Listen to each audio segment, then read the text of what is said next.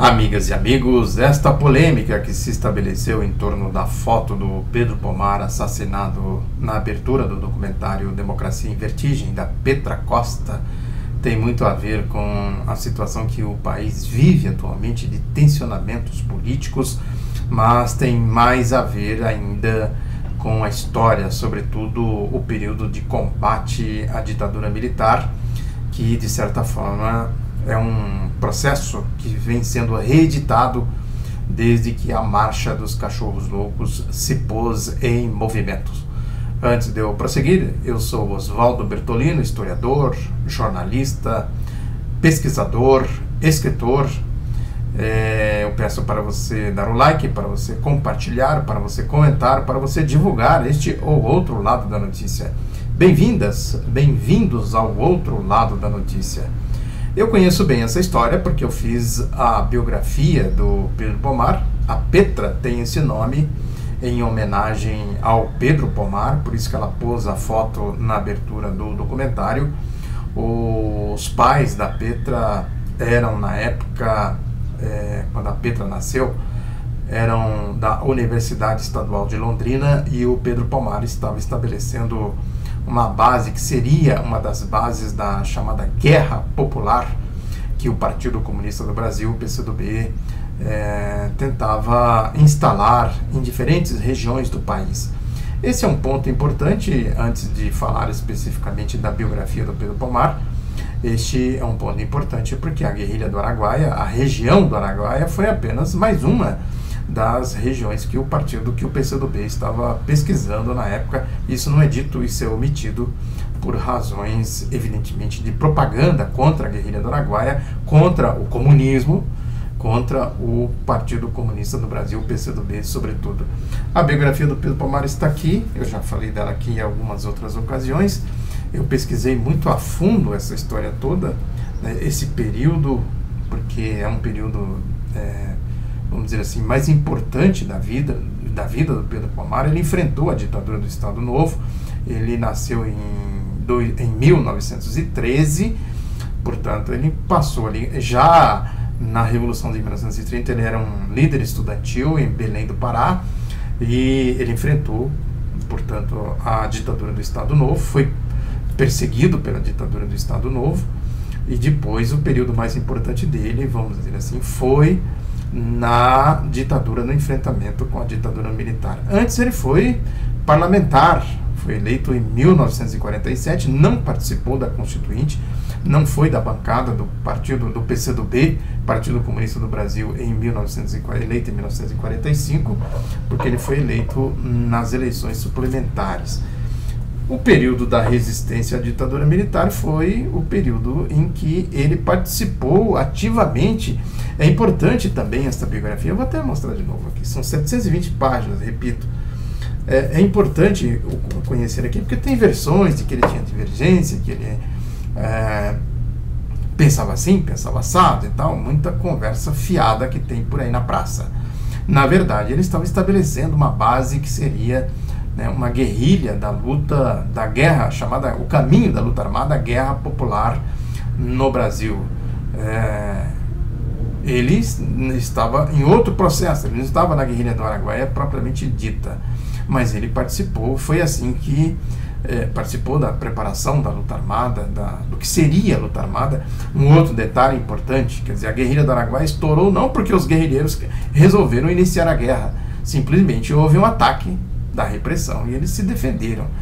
Esse é um outro ponto também muito importante para a gente entender. Não houve uma guerra ali, houve simplesmente um ataque desproporcional, brutal, né, do regime dos latrocidas de 1964, e eles optaram pela defesa, que é o que eu também escrevi, que é este livro aqui do Maurício Grabois, a biografia do Maurício Grabois. Vou mostrar aqui de novo para vocês.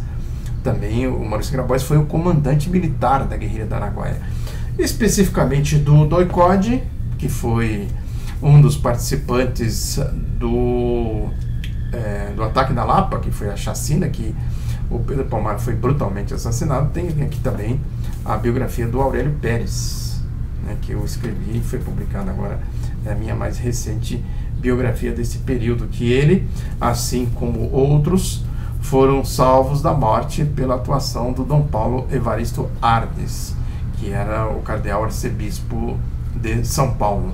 Uma figura ainda pouco valorizada, foi muito importante. Eu escrevi também, não tenho aqui em mãos, a biografia do Vital Nolasco, que também foi contemporâneo do Aurélio Pérez, igualmente brutalmente torturado no doicode desse Carlos Alberto Brilhante Ustra, que é o ídolo aí do Bolsonaro, do presidente da República. As milícias da época, que eu sempre falo aqui. E também escrevi a biografia do Carlos Nicolau Danieli, que eu também não tenho ela aqui, que foi assassinado sob torturas, 4 dias de torturas por 4 equipes do doicode, e o Carlos Alberto Brilhante Ustra participou pessoalmente do assassinato do Carlos Nicolau Danieli.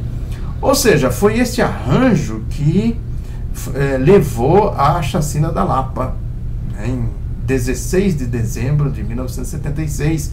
Eles estavam perseguindo ainda a guerrilha do Araguaia, foram informados por infiltração, por delação premiada, olha a Lava Jato aí, por delação premiada, eles chegaram à informação de que o partido PCdoB estava fazendo as reuniões. Importante detalhe também, não foi uma reunião, foram várias reuniões.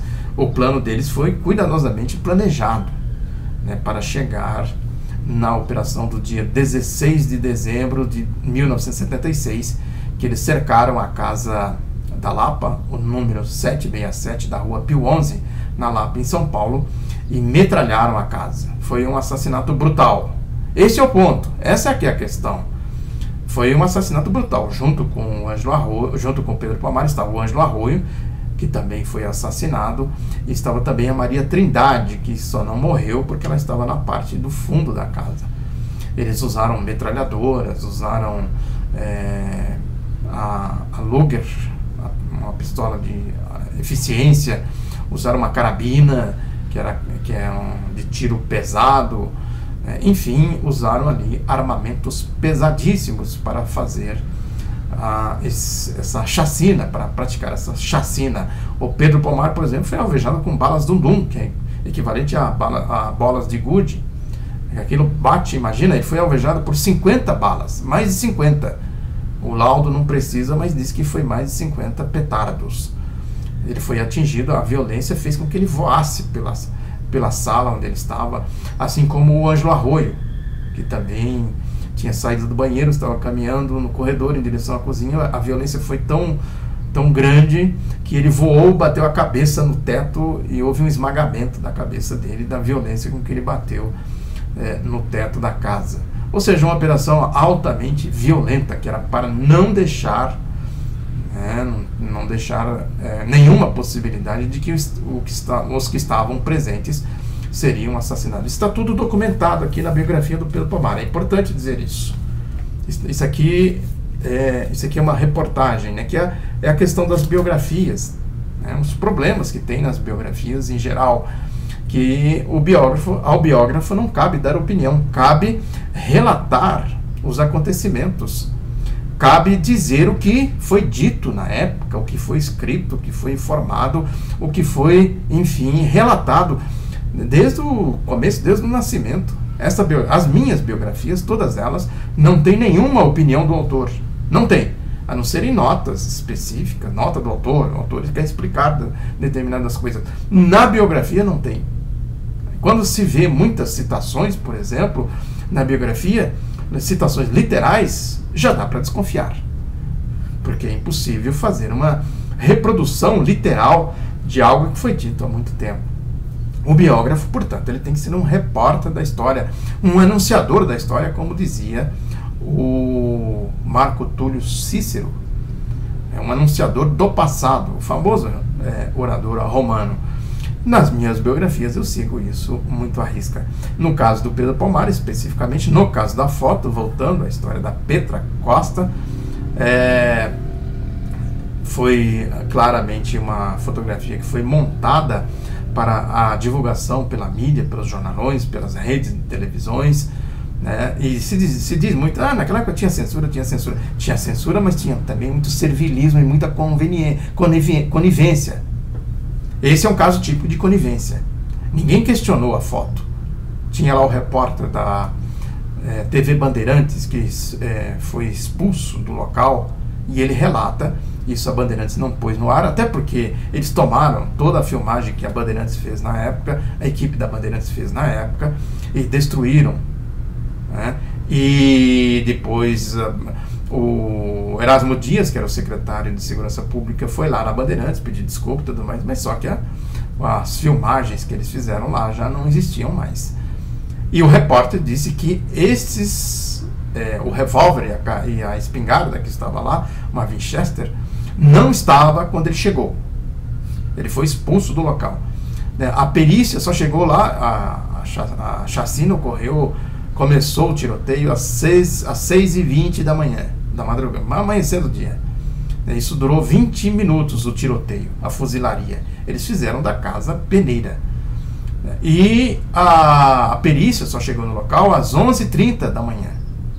Então, durante todo esse período, os agentes que fizeram toda essa operação alteraram toda a cena do crime, do que acontecimento, e as armas apareceram lá. E tem laudos, eu relato na biografia, laudos, né, de uma perita, de um perito, do Proença e da perita, né, que são laudos conflitantes.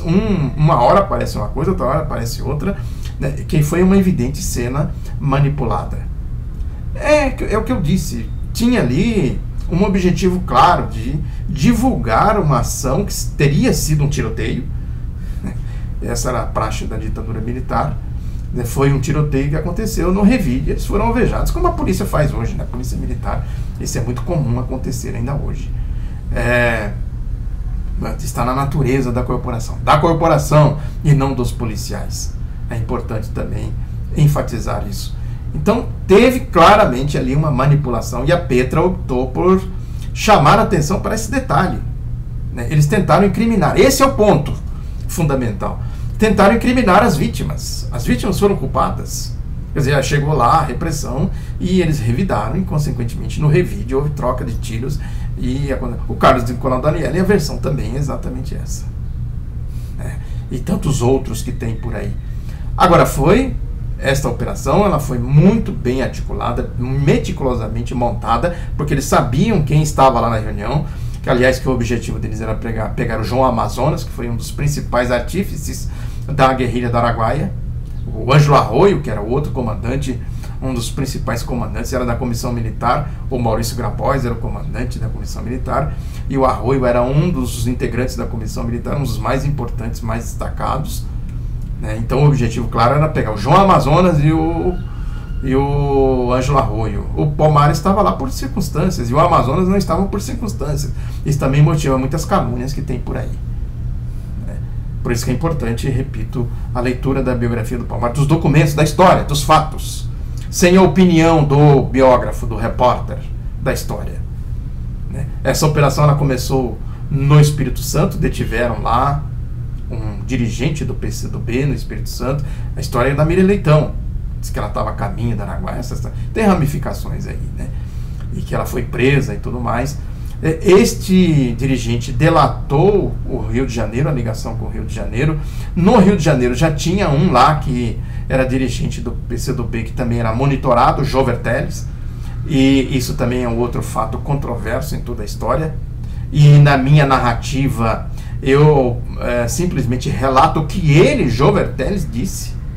Olha a importância que tem do repórter, da investigação dos fatos, não das versões, do que é uma biografia, não essas infâmias, essas indecências, esses livros aí dos porões da ditadura militar, de Gustavo Bezerra, Gustavo Marques, aí, o livro negro do comunismo no Brasil, e sobretudo no episódio propriamente dito, esse livro lá Carlos Alberto Brilhante Ustra, o assassino lá do Carlos Nicolau Daniele, assassinou pessoalmente o Carlos Nicolau Daniele, que foi figura importante na guerrilha do Araguaia. A narração do Hugo Studart é exatamente a narração do Carlos Alberto Brilhante Ustra, a versão se sobrepondo aos fatos, Né? Não à toa o Hugo Studart omite a história do Carlos Nicolau Danieli no seu livro infame, essa indecência que tem por aí, essa ficção, né? Esse livro essencialmente anticomunista, assim como o outro do Gustavo Marx, o livro A Infâmia, né? Esse livro racista, anticomunista, obtuso, tosco, né? O livro negro do comunismo no Brasil. O que aconteceu ali, portanto, nos porões da ditadura militar, nos bastidores da ditadura militar, foi muito importante. E isso aconteceu exatamente com o Jover Telles.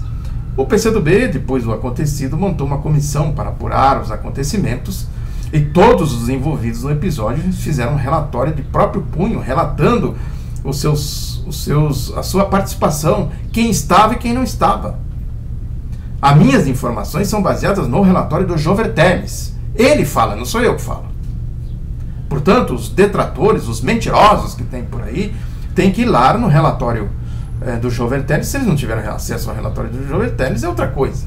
Aí entra o problema do jornalismo, né? De quem o Hugo Studart, por exemplo, mente dizendo que o PCdoB impede o acesso a esses documentos. É mentira do Hugo Studart. Isso é para detratar, para caluniar, para difamar. Eu tive acesso. Então, tem o outro também, o Lucas Figueiredo, é importante dizer isso no episódio do Maurício Grabois, do diário do Maurício Grabois. É outra mentira, outra farsa. São os oportunistas aí, né, os parasitas do PCdoB, da história do PCdoB.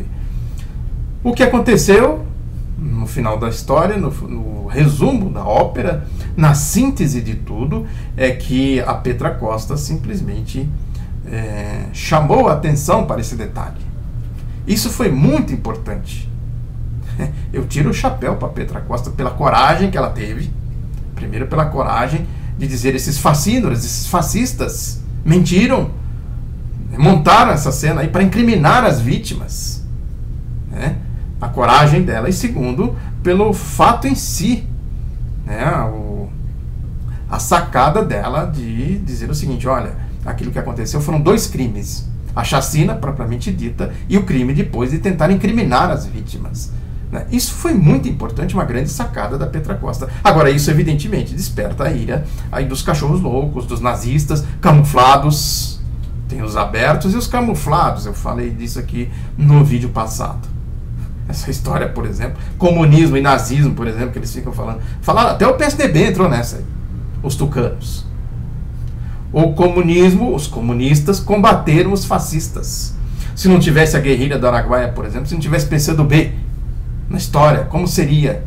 Qual seria a história? Se não tivesse a União Soviética, como seria a história do capitalismo? O nazismo, o nazifascismo é produto do capitalismo também. Falei disso, escrevi isso lá no meu site, o outro lado da notícia.com.br. Conhecer a história, conhecer os fatos, refletir sobre os fatos é fundamental para a gente não sair por aí fazendo proselitismo, fazendo jogo duplo, fazendo jogo de quinta coluna, mentindo, e não, sobretudo, não ficar comprando histórias como essa desses livros infames aí do Gustavo Marx, do Studart, versões da rataria pretoriana midiática, versões da mídia, né? Temos repulsa ao nazismo, não sei o que. Sim, mas defende o neoliberalismo e defende esse projeto de poder, esse programa de governo que está aí. As coisas se ligam, portanto, né, e permite a gente conhecer e compreender os acontecimentos a partir da compreensão, sobretudo, das ideias que movem as pessoas. A ideologia, isso é determinante. Muito obrigado pela atenção. Reforço o pedido para você compartilhar, para você se inscrever, para você dar o like, enfim, para você ajudar a divulgar o outro lado da notícia. Muito obrigado pela atenção, um abraço, até a próxima.